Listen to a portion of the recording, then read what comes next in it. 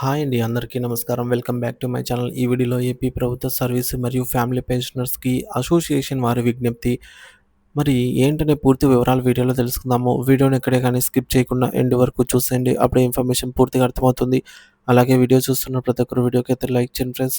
ఈ వీడియోని తోటి పెన్షనర్ మిత్రులతో అయితే షేర్ చేయండి. కొత్తగా మన ఛానల్ చూస్తున్నారు ఇంకెవరైనా సబ్స్క్రైబ్ చేసుకోకుంటే వెంటనే మన ఛానల్‌ని సబ్స్క్రైబ్ చేసుకోండి. దీని ద్వారా నేను చేసే లేటెస్ట్ వీడియోస్ అన్నీ మీ వరకు రీచ్ అవుతాయి. ఇక ఆలస్యం చేయకుండా వివరాల్లోకైతే వెళ్ళిపోదాము.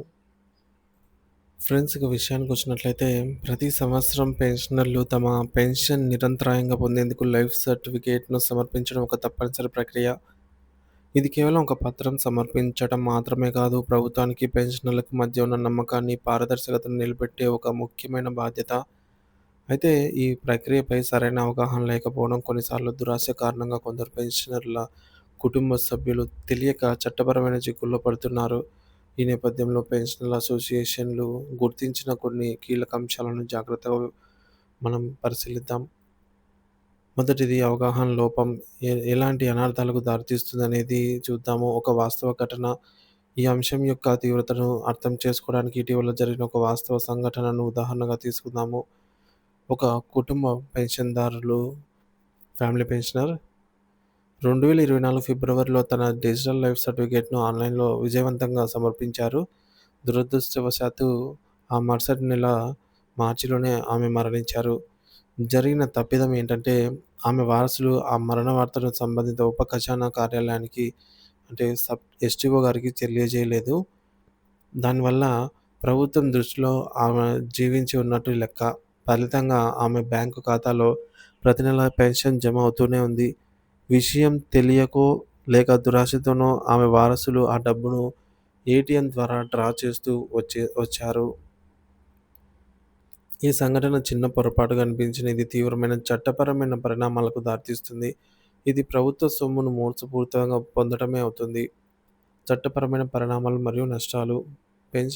మరణించిన పెన్షనర్ పేరు మీద పెన్షన్ తీసుకోవటం చట్టరీత్యా తీవ్రమైన నేరంగా పరిగణించబడుతుంది. దీనివల్ల ఎదురయ్యే సమస్యలేంటంటే, మొదటిది క్రిమినల్ కేసుల నమోదు.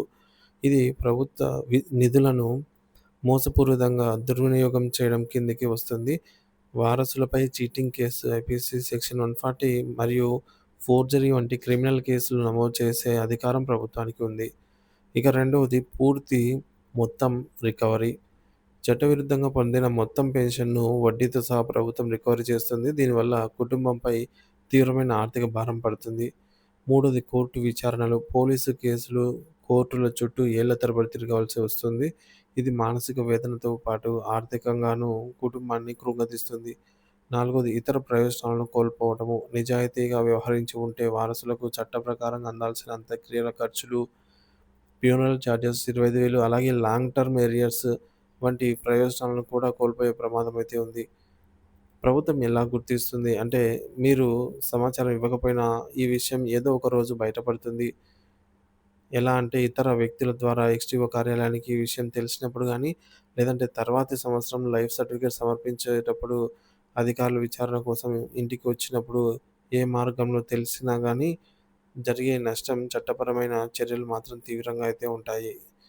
పెన్షనర్ మరణించినప్పుడు అనుసరించాల్సిన సరైన పద్ధతి ఏంటంటే, సర్వీస్ పెన్షనర్ కానీ, కుటుంబ పెన్షన్‌దారులు కానీ మరణించిన వెంటనే వారి కుటుంబ సభ్యులు లేదా వారసులు బాధ్యతగా ఈ క్రింది చర్యలు తీసుకోవాలి. మొదటిది తక్షణమే సమాచారం అందించాలి. పెన్షనర్ మరణ ధృవీకరణ పత్రం ఒరిజినల్ మరియు జిరాక్స్ కాపీలతో పాటు ఒక దరఖాస్తు సంబంధిత సబ్ ట్రెజరీ అధికారికి వెంటనే అందజేయాలి. రెండోది పెన్షన్ నిలిపివేత. ఈ సమాచారం అందిన వెంటనే అధికారులు మరణించిన వ్యక్తి పేరు మీద వస్తున్న పెన్షన్‌ను నిలిపివేస్తారు. మూడోది అర్హులకు ప్రయోజనాలు. అంత్యక్రియల ఖర్చులు. ప్రభుత్వం నిర్దేశించిన అంత్యక్రియల ఖర్చుల నిమిత్తం ప్రస్తుతం రూ. 25,000 ఉంటుంది. ఫ్యూనరల్ చార్జెస్ కోసం వారసులు దరఖాస్తు చేసుకొని పొందవచ్చు. తర్వాత కుటుంబ పెన్షన్. మరణించిన సర్వీస్ పెన్షనర్ జీవిత భాగస్వామి లేదా ఇతర అర్హులైన వారసులకు ఉన్నట్లయితే వికలాంగ పిల్లలైనా గూడా ఎవరైనా ఉన్నట్లయితే వారికి వారి పేరు మీద కూడా కుటుంబ పెన్షన్‌ను ప్రారంభించేందుకు అవసరమైన పత్రాలతో దరఖాస్తులు చేసుకోవాలి. ఇది వారికి చట్టబద్ధంగా అందే ఆర్థిక భరోసా అన్నమాట. ఇక జీవన ప్రమాణ పత్రం సమర్పణపై పూర్తి అవగాహన. గడువు సాధారణంగా ప్రతి సంవత్సరం జనవరి 1 నుండి ఫిబ్రవరి 28 వరకు జులై సర్టిఫికేట్ సమర్పించాలి. సమర్పించకపోతే గడువులోగా సమర్పించిన వారికి ఏప్రిల్ నెల నుంచి పెన్షన్ తాత్కాలికంగా నిలిపివేయబడుతుంది. తిరిగి సమర్పించిన తర్వాత బకాయిలతో సహా పెన్షన్ అనేది పునరుద్ధరిస్తారు. ఇకపోతే సమర్పించే విధానాలు digital, online. Jeevan Pramaan portal ద్వారా మీ సేవ లేదా ఈ సేవ కేంద్రాలు లేదా బ్యాంకులలో బయోమెట్రిక్ లేదా ఐరిష్ విధానంలో సులభంగా సబ్మిట్ చేయొచ్చు. మాన్యువల్ ఆఫ్‌లైన్ అండి. నేరుగా ట్రెజరీ కార్యాలయానికి లేదా పెన్షన్ పొందుతున్న బ్యాంకు శాఖకు వెళ్లి సంబంధిత పత్రంపై సంతకం చేసి సమర్పించవచ్చు. మూడోది డోర్ స్టెప్ సేవలు. వయోభారంతో కదలలేని స్థితిలో ఉన్న వారి కోసం ప్రభుత్వం స్పెషల్‌గా ఈ విధంగా పోస్టల్ శాఖ లేదా బ్యాంకు వారు డోర్ స్టెప్ సేవలను కూడా అందిస్తూ ఉన్నారు.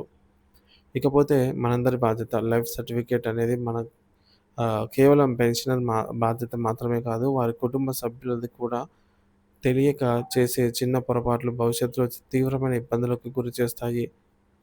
పెన్షనర్ల సంఘాలు ఈ విషయంపై విస్తృతంగా అవగాహన కల్పించాలి. ప్రభుత్వ నిబంధనలను గౌరవిస్తూ పారదర్శకంగా వ్యవహరించడం ద్వారా పెన్షనర్ పెన్షన్ వ్యవస్థను పెన్షన్ వ్యవస్థ యొక్క పవిత్రతను కాపాడటం మనందరి బాధ్యత. అవగాహనతో వ్యవహరిద్దాం. అనవసర ఇబ్బందులను నివారిద్దాం.